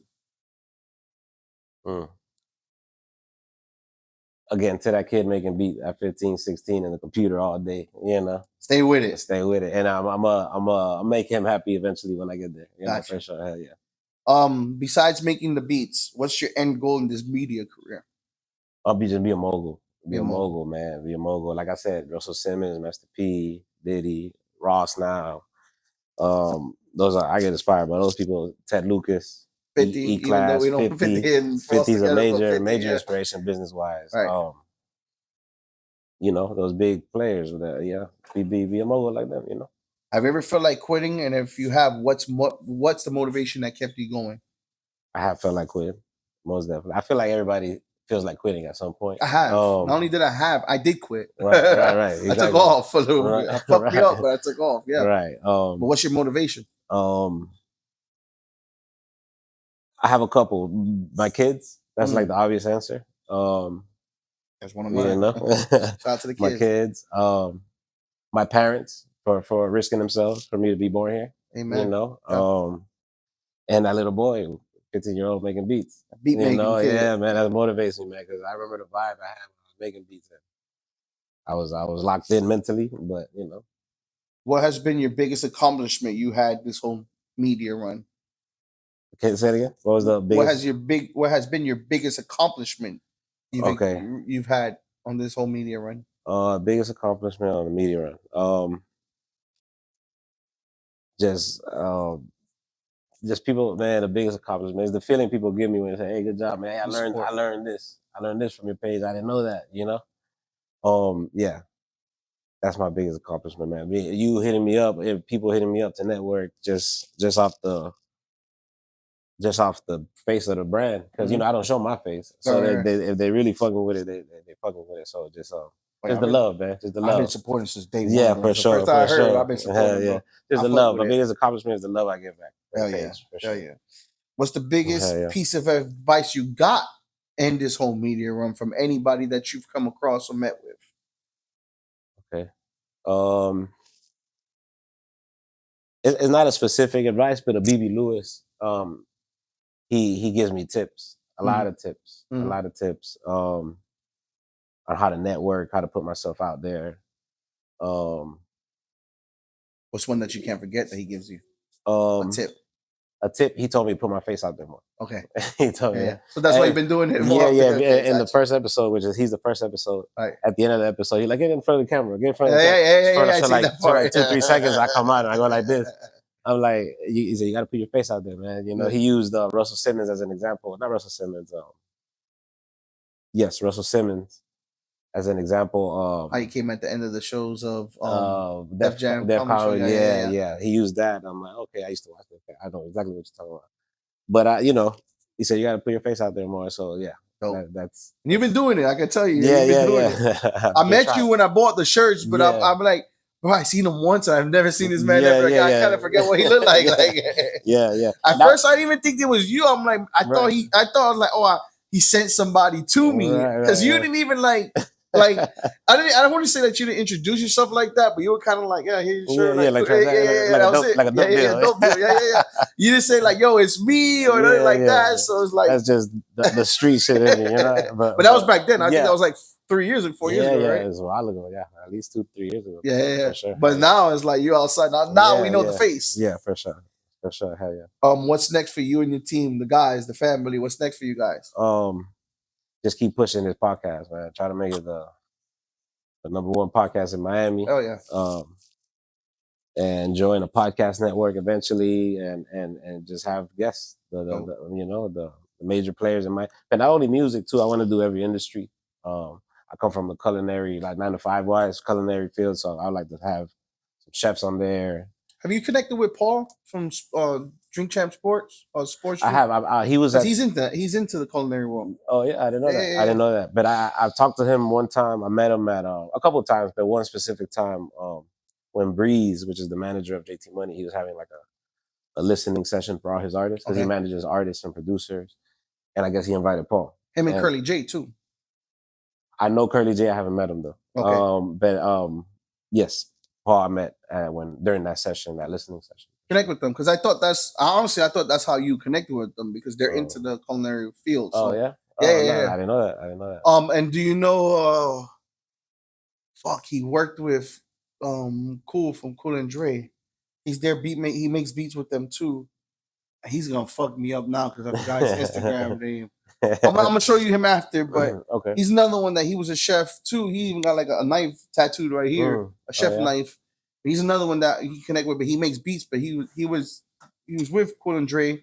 Okay. He was endorsed by. He knows Cool like personally. Oh yeah. Okay. So that's another one that I thought I kind of look at it from the outside looking in. I'm like, all these cooking culinary people know each other. Y'all really don't. No, actually, it is a small industry, and a lot of people do know each other because, especially if it's a chef-driven restaurant, for sure, because they actually support or is a good thing when you jump from restaurant to restaurant because you learn different techniques. I know restaurant owners like what's the place we go to that Patrick owns the River Oyster. Oh yeah, I know the owner of that. Used to be the owner of Tobacco Road. Okay, I know Tobacco. I know both of them. I've never been to any of them, but I know Tobacco Road is closed now. But it's closed now. And then he owns a couple of restaurants in the Keys. So, but I know that because of my industry. Cause I'm a manager security company, so I manage different security sites. So I know all the. Okay, nice. Yeah, I know a couple of restaurants too. I worked under one. So we got to get into a podcast there. That'd be a dope look. Some of those restaurants. She's a celebrity chef. Her name is Michelle Bernstein. I worked with her for a long time. Shout out to her. She's a James Beard. I don't know if you know what a James Beard Award is. That's like I only know Michelin. That's all I know. Michelin is top notch, but James Beard Award is kind of like the Grammys or the Oscars of the culinary. Okay. And she's won one, and I worked with her she's the one who got me into the whole culinary thing. Gotcha. Her and her chef, Dope. So shout out to Chef Michelle Bernstein. See, but that's why you gotta start using your face to go and like exactly. You gotta learn how to use your cards that are given to you and dealt with. You know what I'm saying? Hell yeah. You got to. Most definitely. Where can the people find you? The podcast. I know 305 History. They know that. I mean, if you got it branded, but where else could they find? Like, where can they find the podcast? Where can they find the merch? Where can they find the radio? The podcast is 305 History Podcast. Radio is 305 History Radio. We try to keep 305 History in their face, so everything's 305 History. 305 History Podcast, 305 History Radio. Everything. And then there's gonna be a playlist that I'm gonna drop through 305 History Radio called exclusive Born and Raised playlist. Where would that be though? On the radio. I'm gonna share it when it drops. So would that be a radio station or no? That'll be. It's kind of like I said, supporting. I'm gonna try to get artists to come in. If I do add them to the playlist. They're gonna get an interview. It's gonna be like a little package thing. Interview. They can promote a song. Perform a song, whatever song that we add to the playlist. And just push whatever song they have at the time.